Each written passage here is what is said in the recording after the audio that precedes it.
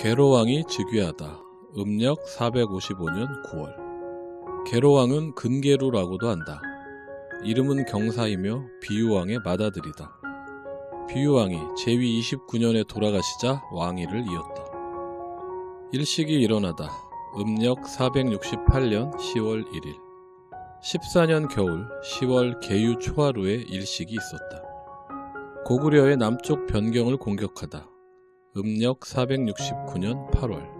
15년 가을 8월에 장수를 보내 고구려의 남쪽 변경을 쳤다. 쌍현성을 수리하고 청목령에 큰 목책을 설치하다. 음력 469년 10월. 15년 겨울 10월에 쌍현성을 수리하였다. 청목령에 큰 목책을 세우고 북한산성의 군사들을 나누어 지키게 하였다. 북위에 사신을 보내 표문을 전하다.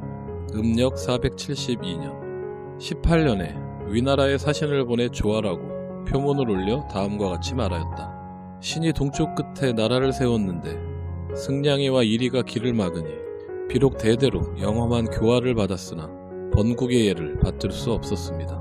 멀리 천자의 궁궐을 바라보면서 달려가고 싶은 마음은 끝이 없었습니다. 서늘한 바람이 미약하나마 응하니 엎드려 생각하건대 황제 폐하께서는 하늘의 아름다운 도리에 잘 좋아하시는지라 우러러 뵙고 싶은 심정을 누를 길이 없었습니다.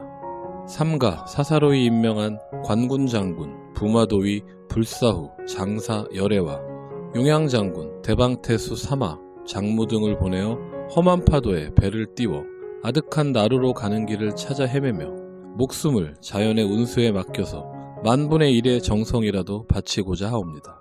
바라건대 하늘의 신과 땅의 신이 감흥을 들이우고 황제의 영험이 크게 덮어주셔서 천자의 조정에 도달하여 신의 뜻을 펼쳐 드러낼 수 있다면 비록 아침에 듣고 저녁에 죽는다고 해도 영원토록 여한이 없을 것입니다.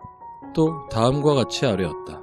신은 고구려와 함께 근원이 부여에서 나왔기에 선대에는 예전의 우위를 돈독하게 유지하였으나 그 조상인 쇠가 이웃나라와의 우호를 가볍게 저버리고 친히 군사를 이끌고 신의 국경을 함부로 짓밟았습니다.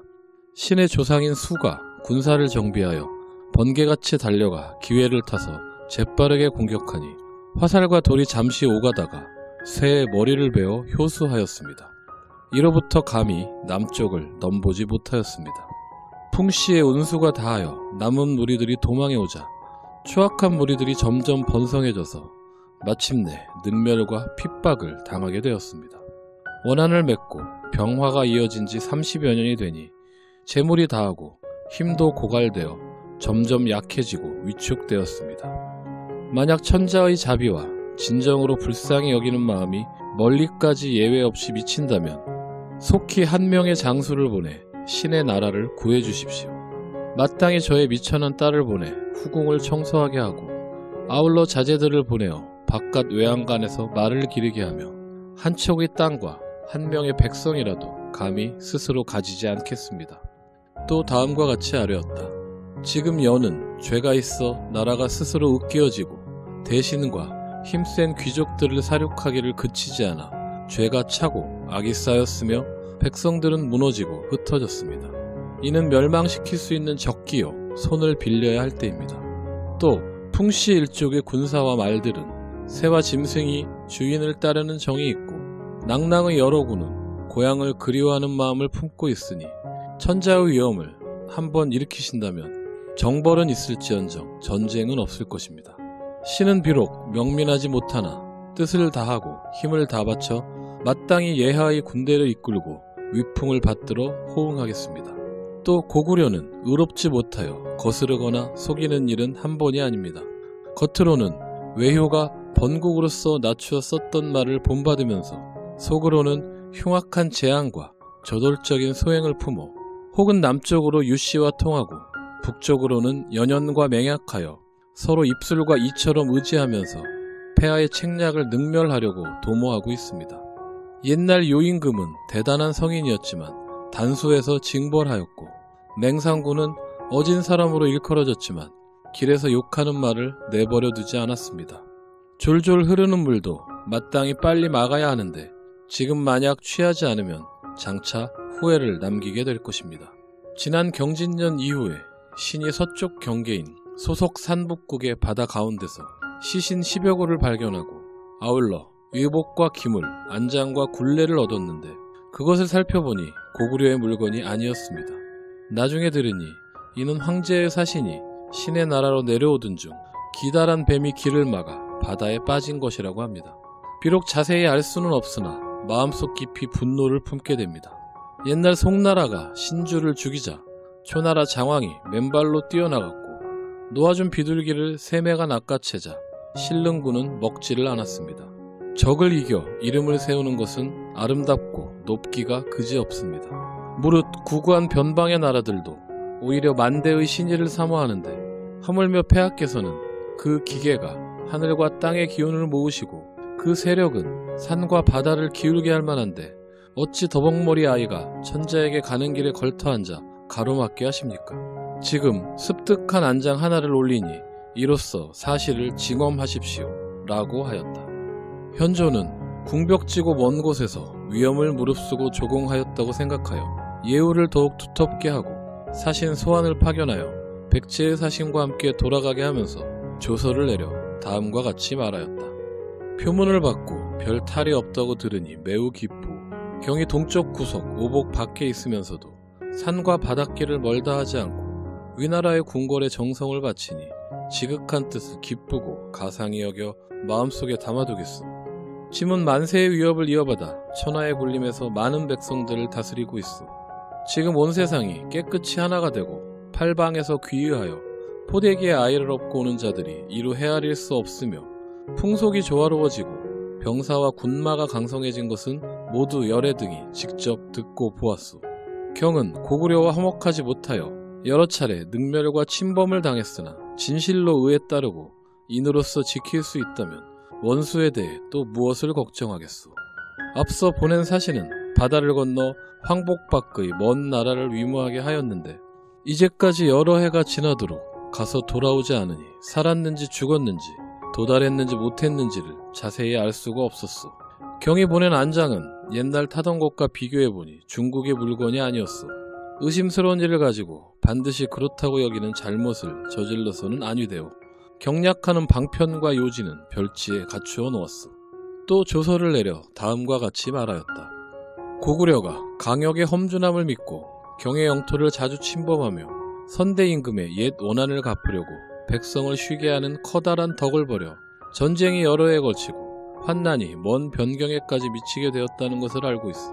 사신은 신서의 정성을 겸비하였고 나라에는 초나라와 월나라 같은 위급함이 있으니 이에 마땅히 의로움을 펼치고 약한 자를 도와 기회를 타서 번개처럼 일으켜야 할 것이요. 다만 고구려가 선대의 조정에서부터 번국이라 칭하면서 조공을 한 지가 오래되었어. 저들에게 비록 예로부터 흠이 있지만 우리나라에는 아직 명령을 어긴 허물이 없어. 경이 사신을 처음 통하면서 곧바로 정벌할 것을 요구하였지만 사안과 시기를 깊이 따져보니 사리가 또한 충분하지 않소. 그래서 지난 해에 열애 등을 보내 평양에 이르러 그 사유와 상황을 조사하고자 하였어. 그러나 고구려가 여러 차례 주청하였고 말과 이치가 모두 맞으니 사신이 그 주청을 억누를 수 없었고 법을 담당한 사람도 그 책임을 물을 수가 없었어. 그래서 아뢰는 바를 듣고 조서를 내려 열애 등을 돌아오게 하였어. 만약 지금이라도 다시 짐의 뜻을 어긴다면 과오와 허물이 더욱 드러날 것이므로 나중에 비록 스스로 말한다 하더라도 죄를 피할 수가 없을 것이오. 그런 다음에 군사를 일으켜 치는 것이 의에 합당하오. 구이의 나라들은 대대로 바다 넘어 살면서 도가 신장된다면 번국으로서의 예를 받들고 은혜를 거두면 자기 영토를 보존할 뿐이었어. 그러므로 기미의 일은 옛 전적에 드러나 있으나 세시에 호시를 바치는 일은 빠뜨리기도 하였어. 경은 강약의 형세를 갖추어 아래고 역대 행적을 모두 열거하였는데 풍속이 다르고 사정도 달라 견주는 것이 마음에 차지 않지만 큰 규칙과 큰 책략은 그 도달하고자 하는 바가 여전히 있어. 지금 중국이 하나로 평정되어 천하에 근심이 없으므로 매번 동쪽 끝까지 위험을 드높이고 국경 밖에 깃발을 매달며 궁벽진 지방의 백성들을 구하고 먼 지역까지 황제의 위풍을 펼치려고 하였으나 진실로 고구려가 곧바로 진술하였기 때문에 아직 정벌을 점칠 단계에 미치지는 못하였소. 지금 만약 조서의 뜻을 따르지 않는다면 경이 가져온 계책이 짐의 뜻과 일치하므로 대군이 출동하는 것도 장차 멀지 않을 것이요. 곧 미리 거느리고 있으면서 함께 일으킬 수 있도록 갖추어 이를 기다리고 때때로 보고하는 사신을 보내어 속히 저쪽의 정황을 알 수 있도록 하시오. 군사를 일으키는 날에 경이 길을 안내하는 선봉에 선다면 크게 승리한 뒤에는 또 으뜸가는 공훈의 상을 받을 것이니 또한 좋지 않겠소. 헌상한 비단과 해산물은 비록 다 이르지 않았으나 경의 지극한 마음을 밝혔으니 지금 여러 물품을 별지와 같이 주겠소. 현조는 또 연에게 조서를 내려 소환 등을 호송하게 하였다. 소환 등이 고구려에 이르자 연은 예전에 여경과 원수진 일이 있다고 하면서 동쪽으로 지나가지 못하게 하였다. 소환 등이 이에 모두 돌아오자 조서를 내려 그들을 엄하게 꾸짖었다. 그 후에 소환 등에게 동네에서 바다를 건너가 여경에게 옥새가 있는 문서를 하사하여 그 정성과 충절을 포상하려고 하였으나 소환 등이 바닷가에 이르러 풍랑을 만나 떠다니다가 끝내 도달하지 못하고 돌아갔다. 왕은 고구려 사람들이 자주 변경을 침범한다 하여 위나라에 표문을 올려 군사를 요청하였으나 듣지 않았다. 왕이 이를 원망하여 마침내 조공을 끊었다. 한성이 함락되고 계로왕이 사료되다. 음력 475년 9월 21년 가을 9월에 고구려 왕 거련이 군사 3만 명을 이끌고 와서 왕도인 한성을 포위하였다. 왕이 성문을 닫고 나가 싸우지 못하니 고구려 사람들이 군사를 4길로 나누어 협공하고 또한 바람을 타고 불을 놓아 성문을 불태웠다. 사람들의 마음이 매우 두려워하여 나가서 항복하려는 자들도 있었다. 왕은 군색하여 어찌할 바를 몰라 수십 명의 기병을 거느리고 문을 나가 서쪽으로 달아나니 고구려 사람이 추격하여 왕을 해쳤다. 이보다 앞서 고구려 장수왕이 몰래 백제를 도모하려고 백제에서 첩자 노릇을 할 만한 사람을 구하였다. 이때 승려 도림이 응하여 말하기를 어리석은 소승이 아직 돈은 알지 못하지만 나라의 은혜에 보답하려는 생각은 있습니다. 바라건대 대왕께서는 신을 어리석다 여기지 않으시고 지목하여 시키신다면 왕명을 욕되게 하지 않을 것을 약속합니다. 라고 하였다. 왕이 기뻐하여 몰래 보내 백제를 속이게 하였다. 이에 도림은 거짓으로 죄를 짓고 도망가 백제로 들어갔다. 당시 백제왕 근계루는 장기와 바둑을 좋아하였다. 도림이 대궐문에 이르러 아뢰기를 신이 어려서부터 바둑을 배워 잠옷 신묘한 경지에 들었으니 바라건대 대왕의 곁에서 알려드리고자 합니다. 라고 하였다. 왕이 불러들여 바둑을 두어보니 과연 국수였다. 마침내 그를 높여 상객으로 삼고 매우 친하게 지내면서 서로 늦게 만난 것을 아쉬워하였다. 도림이 하루는 모시고 앉아서 조용히 말하기를 신은 다른 나라 사람인데 왕께서 저를 멀리하지 않으시고 은혜를 매우 두텁게 베풀어 주셨습니다. 그런데도 오직 한 가지 기술만 바쳤을 뿐 아직 털끝만한 이익도 드리지 못하였습니다. 지금 바라건대 한 말씀 올리려 하오나 왕의 뜻이 어떠한지 모르겠습니다. 라고 하였다. 왕이 말하기를 말해보시오. 만일 나라에 이롭다면 이는 선생에게서 바라는 바입니다. 라고 하였다. 도림이 말하기를 대왕의 나라는 사방이 모두 산과 언덕, 강과 바다입니다. 이는 하늘이 베풀어 주신 험한 요새이지 사람이 만든 형국이 아닙니다. 그러므로 사방의 이웃 나라들이 감히 엿볼 마음을 갖지 못하고 단지 받들어 섬기기를 원할 뿐이며 겨를이 없습니다. 그러니 왕께서는 마땅히 숭고한 위세와 많은 업적으로서 남의 이목을 두렵게 해야 하건만 성곽이 수리되지 않고 궁실도 고치지 않았으며 선왕의 해골이 맨 땅에 임시로 묻혀있고 백성의 집들은 강물에 자주 허물어지니 신은 대왕께서 취할 바가 아니라고 생각합니다. 라고 하였다. 왕이 말하기를 맞소. 내가 장차 그리하겠소. 라고 하였다. 이에 나라 사람들을 모두 징발하여 흙을 쪄서 성을 쌓고 그 안에 궁궐과 누각과 전망대와 건물을 지었는데 웅장하고 화려하지 않은 것이 없었다. 또 웅리하에서 큰 돌을 가져다 덧너를 만들어 아버지의 뼈를 묻고 강을 따라 뚝을 쌓았는데 사성의 동쪽에서부터 숭산의 북쪽에 이르렀다. 이 때문에 창고가 텅 비고 백성들이 곤궁해지니 나라의 위태로움이 알을 쌓아놓은 것보다 심하였다. 이에 도림이 도망쳐 돌아가 하려니 장수왕이 기뻐하며 장차 백제를 정벌하려고 장수들에게 군사를 주었다. 근계루가 그 말을 듣고 아들 문주에게 일러 말하기를 내가 어리석고 밟지 못하여 간사한 사람의 말을 믿어 이 지경이 되었다. 백성이 쇠잔하고 군사가 약하니 비록 위태로운 일이 있을지라도 누가 기꺼이 나를 위해 힘써 싸우겠느냐. 나는 마땅히 사직에서 죽겠지만 네가 이곳에서 함께 죽는 것은 이로울 게 없다. 어찌 난을 피하여 나라의 계통을 잊지 않겠는가 라고 하였다. 문주는 이에 목현만치 조미걸치와 함께 남쪽으로 갔다. 이때에 이르러 고구려의 대로, 제우, 제증걸루, 고이만년 등이 군사를 이끌고 와서 북성을 공격하여 7일 만에 빼앗고 옮겨서 남성을 공격하니 성 안에서는 위태롭고 두려워하였다. 왕이 나가서 도망하자 고구려 장수인 걸루 등이 왕을 보고 말에서 내려 절한 다음에 왕의 얼굴을 향해 3번 침을 뱉고는 그 죄를 나열한 다음 포박하여 아차성 아래로 보내 죽였다. 제증걸루와 고이만년은 본래 백제 사람이었는데 죄를 짓고 고구려로 도망했었다. 제증걸루와 고이만년의 행적에 대한 사론. 논하여 말한다. 초나라 명왕이 도망쳤을 때 운공신의 아우인 회가 명왕을 죽이려 하며 말하기를 평왕이 내 아버지를 죽였으니 내가 그 아들을 죽이는 것이 또한 옳지 않습니까? 라고 하였다. 신이 말하기를 임금이 신하를 치는데 누가 감히 복수하겠는가?